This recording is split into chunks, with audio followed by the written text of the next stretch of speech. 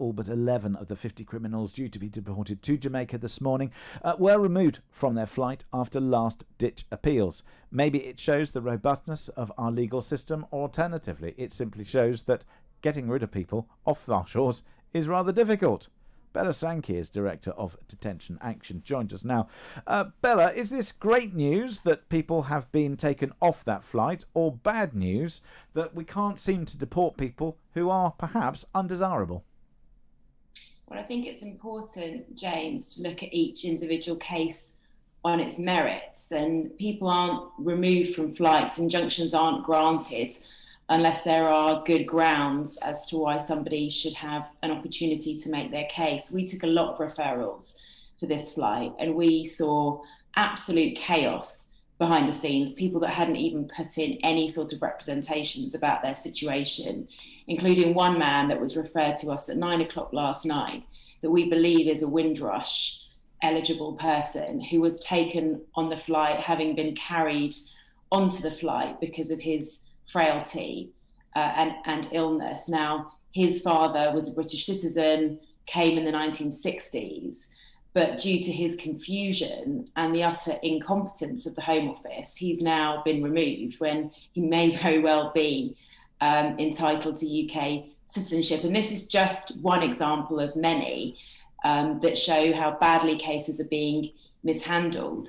The problem with these charter flights is they sweep everybody up together, so that somebody that has a very serious offence and may not have been in the UK very long is put in the same boat as somebody that's been here 40 years and has a conviction for cannabis possession. So let me ask you then, is the incompetence of our civil service undermining a policy which is actually fair and reasonable? So the policy is not fair and reasonable. That's the first thing to say. Because it's far too automatic and mandatory. At the moment, if you get a 12-month conviction, the Home Office will automatically seek your deportation, regardless of how long you've been here, regardless of the age you were when you arrived. And let's remember, this can also include people born in the UK. If you're born in the UK to two foreign-born parents and you don't have citizenship, you can be deported to a country you've never been to in your life. Now, I don't think many people can argue that that's rational or logical or common sense. So the law is at fault and it needs to be reformed. When in your mind is it acceptable to deport somebody to another country? I believe that deportation can be acceptable in exceptional circumstances. It should be the exception and not the norm. If somebody has arrived relatively recently, is not settled here and does not have significant family ties, and they've committed a very serious offence, but that's not the way the law operates at the moment. And it's important to remember that every single person facing deportation has already served a criminal sentence. We're not seeking in any way to minimise criminal behaviour, but the criminal justice system deals with criminal behaviour, and it's intended to punish people and then also to try and rehabilitate them. And a lot of the people on this flight committed an offence very many years ago, have been living in the community, raising their children, have been rehabilitated and have been assessed by the Home Office to pose no risk. So then they say that on the one hand in individual cases and then publicly brand everybody a dangerous criminal, and it's completely misleading. But then on the other hand, aren't we allowing our system to be overtaken by whether it's those who are freedom fighters, those who are seeking what they call human justice, but in fact they're clogging up our legal system with a lot of arguments and debates, which, okay, in a certain situation, and some situations, I'm sure the Home Office have got it wrong, by the way. I find their incompetence at certain different levels absolutely breathtaking. But we do allow ourselves to be wrapped up into this thing that we are, the guardians of every kind of social justice, as opposed to giving people the harsh message, which is, if you come to a country, there are rules that you're going to have to abide by. And if you decide to abuse the country or those rules, you may find yourself not welcome anymore. Absolutely.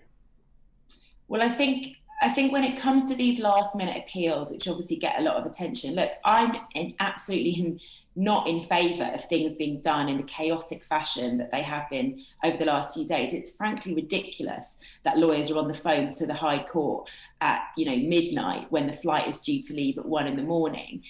That is not how any reasonable system should operate. But because of the incompetence within the Home Office, because of the many damaging reforms they've made to the legal system, like getting rid of the ability of people to have legal aid in family cases and so on. You see so much inefficiency. You see cases being badly mishandled, people trying to represent themselves. It is completely chaotic. Right. A stitch in time saves 9. And yet the system has been so dismantled that you see these scenes playing out with every single flight. And it's not fair on anybody. It's not how things should be done. And it really risks injustice because it becomes overwhelmed. So I understand that, and putting the incompetence aside, because it should be a more efficient system, if someone is given a 12-month sentence and they're not a British subject, surely it's fair that that person should be expected to be deported immediately. If they were deported straight away at the time rather than months or years later, would that not be a fairer system? Or are you just proposing open borders here? Because these people are a risk to the public. I'm not proposing open borders. I believe that the government has the right to regulate the borders. But so take the example that you've given, Calvin. If somebody has got a 12-month sentence, yes, if deportation is going to happen, then it should happen promptly. It shouldn't happen after the person has lived in a community, married, had children, really started their life here if they haven't already. So that is one issue. But they should also have the opportunity to make representations about their case, because that person could have arrived when they were a really young child. We had guys last night who arrived when they were 10 years old. One boy in particular, when he was 10 years old, after facing a horrific attack in Jamaica, he was sent to the UK for his own safety. He has a conviction from 2014. He now has 4 children and is a really loving dad, both mothers to his children. So he's a fantastic What was father. the conviction for? He's got an assault conviction from 2014. Now, as I say, I'm not trying to minimise that behaviour, but he's been here since he was 10, and he says that he feels completely British. He says if he gets sent back to Jamaica, he's sure he'll be killed. Then why did he not get citizenship? Because what often happens in these cases is people don't realise that they don't have citizenship rights. But then isn't that the point here? That, for example, we're talking about, I mean, you talk in your stream of consciousness where you say, and this is all available online, and these are your words, not mine, charter flights back to black Commonwealth countries that were previously enslaved by the UK, like Jamaica, Ghana, Nigeria, are abhorrent. Chains, black families ripped apart, transatlantic crossings in the middle of the night. I mean, arguably, if you start to link it to Britain's past and try and say, oh, well, you're almost apologising for Britain's past by saying that people don't have to abide by rules and that they're welcome to stay in this country forever, even if they haven't bothered to get citizenship or they don't really care about this country. Why on earth should we be paying for them to stay, whether it's at Her Majesty's pleasure or indeed on these shores, if they can't even abide by the rules of the country?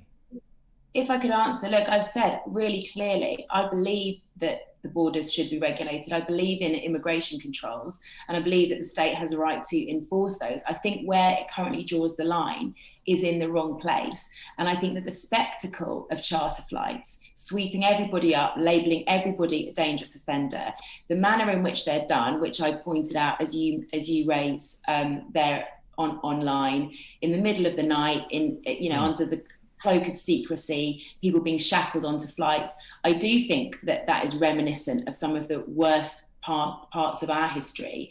And I don't think that's the right way to go about operating an immigration system. You remove individuals on commercial flights, ensuring that they have proper access to justice. Charter flights mean the system gets totally overwhelmed. And just, if I could, quickly on the citizenship point, citizenship is also an incredibly expensive process. And we speak to a lot of families that don't have the money to apply for citizenship for their children, or they might have enough money to apply for one child, but not the other.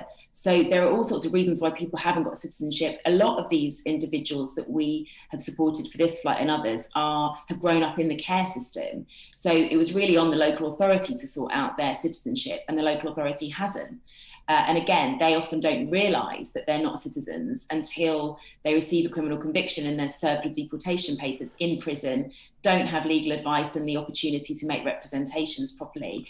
And that's why you get all of these last-minute appeals. So last-minute appeals are not the way to do it, but the system encourages them at the moment. Bella Sankey, Director of Detention Action, thank you very much indeed for coming on and explaining certainly your side of that story, which is a tremendously complicated story. Calvin, I find myself on one hand, I totally understand why it is that we want to deport people who break the rules, break the law, and sometimes with some really pretty horrific crimes. Yeah. That having been said, the government continues to blot its copybook time and time again with incompetence. One case of an individual who shouldn't be on that plane, to my mind, almost undermines all the others there, because it's like an own goal. Why are we governed by incompetence who seem to be unable to get... Is it because they want to, score an own goal because they don't want this policy to work because they don't believe in it? Is it because they want to undermine Priti Patel because they hate her? Is it because Priti Patel hasn't got her finger on the detail? What is it? Why are we allowing this incompetence to undermine a policy that fundamentally is probably right? But every single time you'll find a case where even you or me will go, oh... Well, it's about optics, isn't it? What they want to do is to be seen to be doing the right thing rather than just doing the right thing. I didn't agree with our last guest and everything, but where Bella was right, is that if we have a criminal that is being deported, put them on a commercial flight, send them home as an individual case. Gathering everyone up into one charter flight is a big signal. It shows, look what we're doing, we're getting rid of these bad people, rather than actually just doing it. It's the optics. Very